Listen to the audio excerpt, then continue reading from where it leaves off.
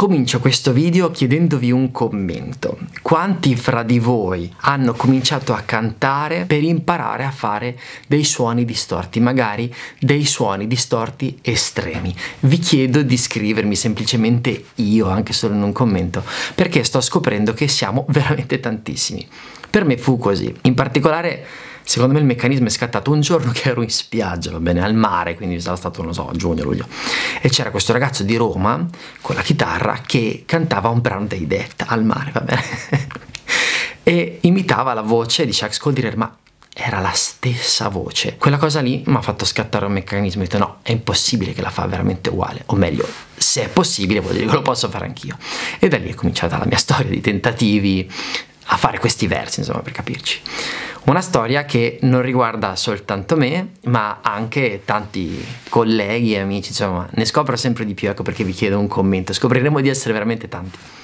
Oggi voglio lasciare la palla a uno di loro, Simone Volpin, che è la voce degli Hybrid Party, che sono una cover band dei Linkin Park, è uno youtuber, è stato un mio studente, adesso è un collega. Simone Volpin, raccontaci tutto. Ciao Matte, innanzitutto ti ringrazio per avermi invitato qui a parlare un po' della mia esperienza musicale di questi anni e della mia esperienza nel canto nello specifico. Devo però premettere una cosa: per parlare di quello che sono oggi ho necessità di fare un piccolissimo excursus nel passato. Cercherò di essere stringato, così facciamo prima, riassumerò tantissimi anni in pochissimo tempo. Allora, la mia storia musicale comincia alle scuole medie, quando inizio a suonare il piano. Sono passato subito alla chitarra alle scuole superiori e quasi contestualmente al canto. Avevo una band con i miei compagni di classe, delle classi vicine, suonavamo metal, amavamo il metal di tutti i tipi, dai Metallica, Pantera, Megadeth, quell'epoca andavano, stiamo parlando degli anni, fine anni 80, inizio anni 90, inizio anni 90, via. Ascoltavo anche tantissima musica estrema, brutal, black metal, death metal, tutte quelle cose lì, e cercavo di riprodurle un pochettino con la voce. Considerate che all'epoca internet non c'era e gli unici mezzi di comunicazione da quel punto di vista erano i manuali, quindi si andava nelle librerie, si compravano i manuali, sempre se si trovavano, perché erano argomentazioni un po' particolari e soprattutto stiamo parlando di circa 30 anni fa, anche come conoscenze legate al canto. Si andava un po' per imitazione, nel senso che se ascoltavi il cantante e cercavi di riprodurre quel tipo di vocalità senza sapere assolutamente che cosa diavolo stavi combinando con la tua voce, quindi che ti facessi male, non ti facessi male, non era un problema all'epoca, dopo tutto eravamo teenager, diciottenni, quello che era, insomma, non ci preoccupavamo di queste cose allora. Col passare del tempo però sono passati gli anni, le decadi, io ho continuato a cantare, chiaramente ho cambiato generi, ho cantato black, ho cantato black metal, no, black, quello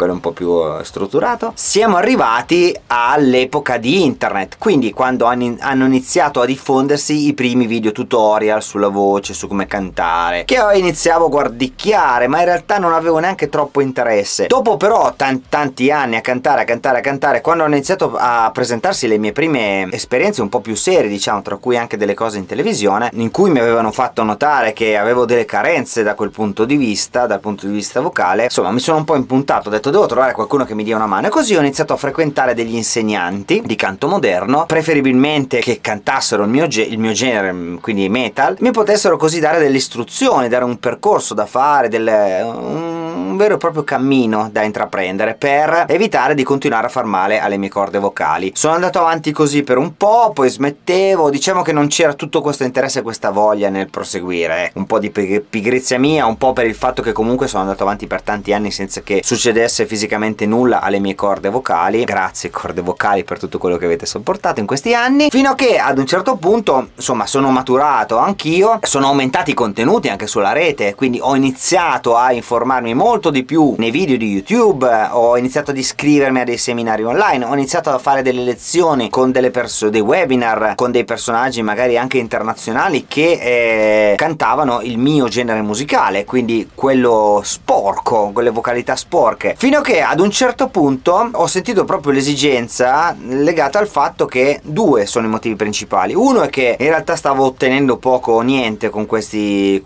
tutorial preconfezionati, e l'altra è che sono stato chiamato in una band tributo ai Linkin Park per impersonare le parti di Chester Bennington. Questo cosa comportava? Comportava che avrei dovuto sostenere scalette molto impegnative per tante date al mese di 1 ora e mezza, 2 ore. Quindi se avessi continuato col mio andazzo probabilmente sarei rimasto sul palco e il giorno dopo non mi avrebbe più sentito nessuno. Io ero un beltatore, diciamo, quindi quando andavo su e cercavo di distorcere le voci, quello che facevo io era "Yo!", cioè urlavo come un disperato. Dopo un po', soprattutto con scalette un po' più consistenti, la voce si strozzava, la gola si strozzava, e quindi sono venuto a conoscenza di questo insegnante Matteo, proprio tu, con cui ho iniziato un cammino. Abbiamo iniziato a sentirci online perché siamo geograficamente un po' lontani, ma ha iniziato da subito ad impressionarmi perché innanzitutto il suo metodo si fonda sulle vocalità crunch, quindi le vocalità distorte, quindi tutto il suo studio, tutta la sua metodologia di insegnamento parte da lì. Io cercavo quello e da subito mi ha fatto capire determinate cose, tra cui per esempio una cosa su cui io avevo sbagliato per tanti anni era che tanti insegnanti per esempio si fossilizzavano sul discorso della percezione, della propriocezione nel caso specifico, dicendomi devi sentire il suono che arriva lì, che arriva là, che arriva giù, che arriva su. Io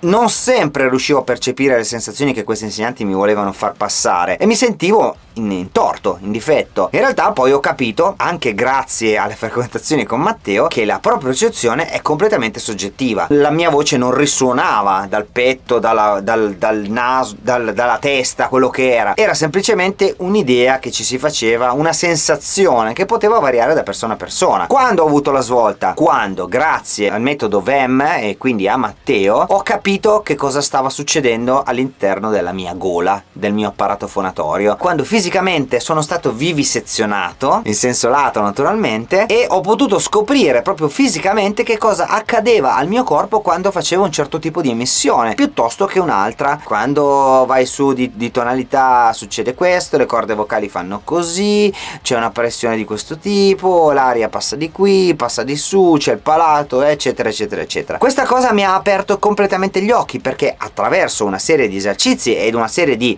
trucchi, no, ho sbagliato, una serie di posizioni io potevo raggiungere suoni desiderati senza far fatica e soprattutto senza stressare le corde vocali. Sono passato dall'essere, col tempo, non è che ho imparato da un giorno all'altro, però la mia memoria muscolare mi ha consentito di arrivare a degli ottimi risultati passando dalla spinta totale, quindi sostegno all'ennesima potenza, ad arrivare a fare delle emissioni anche molto alte in leggerezza. Quando Matteo mi ha fatto scoprire il dumping per esempio, che era un tipo di fonazione che non conoscevo, che è un po' contrapposta al belting ma che dall'altra parte a livello dello spettatore fa passare più o meno le stesse sensazioni, diciamo a livello di acuti, ero in grado di fare magari cose del tipo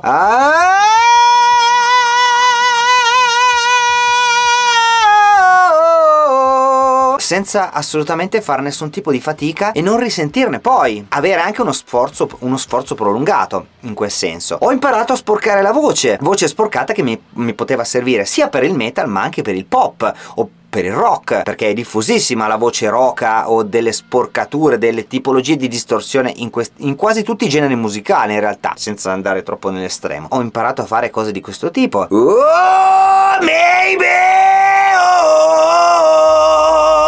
Senza fare assolutamente nessuno sforzo perché so esattamente cosa andare ad attivare e disattivare qui dentro. Grazie alla consapevolezza di quello che sono diventato in questi anni posso decidere che cosa fare. Voglio tonalità e sporcature un pochettino più pesanti perché sto facendo del metal estremo? Ok, la mia mente sa dove andare e cosa schiacciare, cosa sistemare nella gola e io arrivo a fare cose così.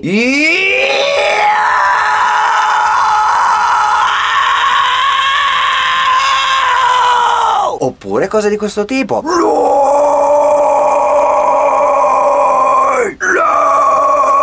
Tutte queste fonazioni non richiedono nessuno sforzo supplementare che potrebbe richiedere una normalissima fonazione cantata clean. Questa cosa mi ha completamente cambiato la vita perché io adesso posso cantare in tutte le modalità che voglio, switchare da un modo all'altro senza farmi male e senza patire a livello fisico e a livello energetico durante la performance, quindi posso farmi tranquillamente un concerto di 1 ora e mezza senza morire sul palco, in poca sostanza. Una volta imparate queste cose qui, una volta che ho capito dentro di me che cosa succede, ci gioco con il mio strumento e quindi posso creare delle combinazioni di suoni e fare un sacco di cose divertenti anche sperimentare cose nuove. Tra l'altro ho un canale YouTube dove pubblico regolarmente canzoni, per esempio. Potete sentirmi che cosa faccio sia a livello di clean che a livello di crunch che a livello di distorsioni molto più estreme. Seguitemi, mi cercate come Simone Volpin, mi trovate facilmente. Ho un sito simonevolpin.com, da lì potete arrivare un po' a tutti i miei social. Se vi fa piacere questa chiacchierata, vi è stata anche utile in qualche modo, perché no, venitemi a trovare, tanto io e Matteo siamo sempre in contatto perché lavoriamo con la stessa metodologia e quindi rimaniamo sempre costantemente aggiornati. Grazie per lo spazio che mi è stato concesso. Se avete voglia di conoscermi sapete dove trovarmi. Grazie ancora Matte per